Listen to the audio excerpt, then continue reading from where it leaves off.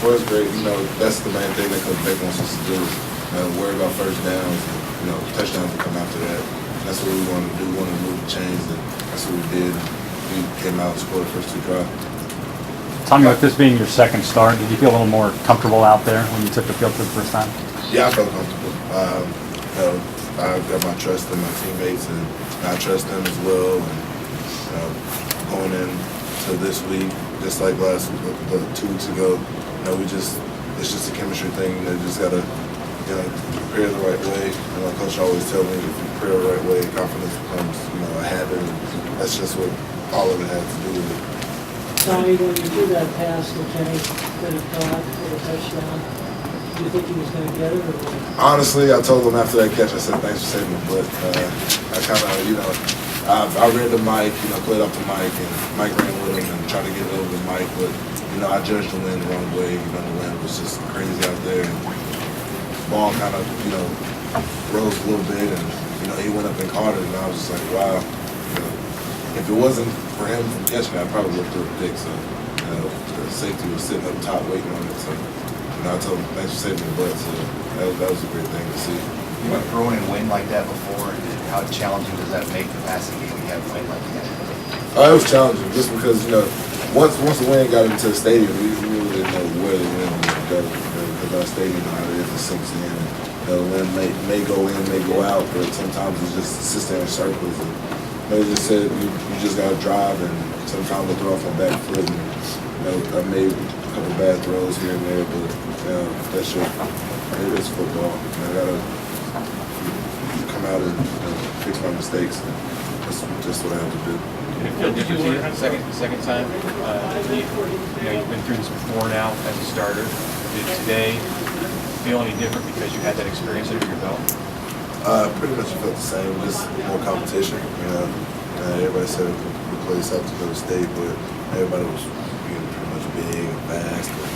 It's just college, man. Everybody we played with, they're coming in here to get a win. We got to protect our house, like Coach Beck always told us. And preparation is the key, and we prepared the right way. So we were confident going into the game. So when did you learn how to run the option? Honestly, I didn't run too much option when I was in high school. Here it was just, I think I just started clicking once we started running option, and I learned more and more about it as I progressed here, and the longer I've been in the system. And I guess it's just a habit with me and Amir now. He told me after the game, he said, "Hey, we're a dangerous duo now. We go out there and we move the chains, and that's what we like to do. And for the future, I'm looking forward to it." Have you watched any old option tape? They used to do that around here a little bit. Yeah, I've seen it. I've seen a few, but I don't sit back and look at it. But, going into practice, we always run options, so I look at options every day on the film and fix my mistakes during practice and out there in the game, just trying to capitalize as much as I can. You ever seen Tommy Fraser run it? Yeah, I've seen him run it a few times. And he was incredible, actually. I've seen probably one of the best runs here. And, that's incredible just to see the option here and see how most people say that we're bringing it back to the old days, but it's always been a part of the system. We just I'm better at running it than most of the guys here, but at the same time, when I'm out there, we just run the offense.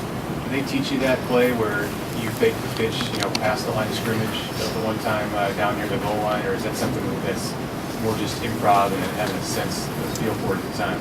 It's just pretty much a read. You pitch off that guy if he stays, then you pitch it. If he goes with the running back, you keep it. But at the same time, if you're just sitting there, you gotta make a decision what you want to do. So that's pretty much just a habit of either pitching it or faking the pitch. And sometimes you can tell by the way he's aligned if he's going to go after the running back or stay with you.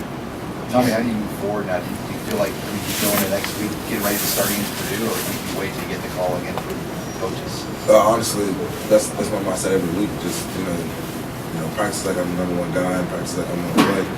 Because you never know when you're never going to call, and never know if Taylor's going to be out or if he's going to play. And I'm just going to prepare like I did the last few weeks, and hopefully if my number's called, I can do the same thing I've been doing the past couple weeks. Did you feel any anxiety going into the huddle?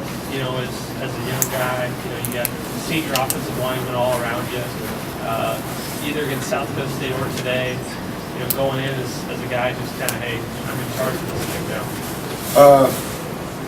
Honestly, not really. Just because practice-wise, you know, we rotate a bunch, and it's just the chemistry with the offense. And you know, Coach Beck and Coach Ball always says, you know, it's just the guy that goes out there and feels comfortable with the offense, and they feel comfortable with you know, the quarterback. And I just feel like I'm the person that's like they're comfortable with, and you know, they're comfortable around as well. But at the same time, like, you can see them during the games. I don't know if y'all really watch the offensive linemen, but you know, I have to tell them sometimes, relax. You know, yeah, slapping me upside the head and stuff. But they're having fun out there. They're slapping you upside the head? Yeah, it's a real good experience. Been out there with a bunch of, you know, older guys, and they teach me a lot and teach me to, you know, stay posed and just make sure I, you know, run the offense and make sure. They get excited. You got to calm them down. Not like they're all excited. It's just, you know, Monty Cross, he gets out there and gets the offense jumping and, you know, saying whatnot about, you know, let's get down there, let's drive and stuff like that. And, you know, our offense after every game or, you know, before games, they would, you know, if we got the ball, they would run and then start jumping the whole offensive line. And they're just having fun. I think we got over that hill to where we're comfortable with each other, no matter who the quarterback is, and you know, we just get that comfort level that we can just, you know, be ourselves.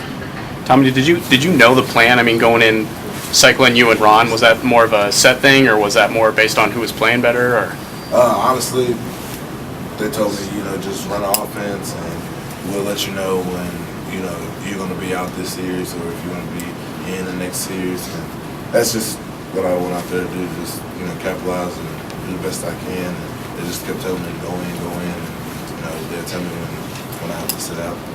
Do you have to prepare yourself at all for how you're going to handle it when you are back on the sideline, when Taylor does come back, whether it's this week or 2 or 3 weeks from now? You know, honestly, you know, Taylor, you know, he's the guy of the offense, and you know, I'm gonna be patient, and when my number's called, that's what I'm gonna do.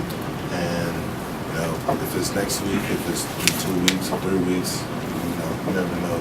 You know, I'm just gonna prepare myself the right way, and I'm just gonna keep doing what I'm doing. And you know, like I said before, this gonna be my time.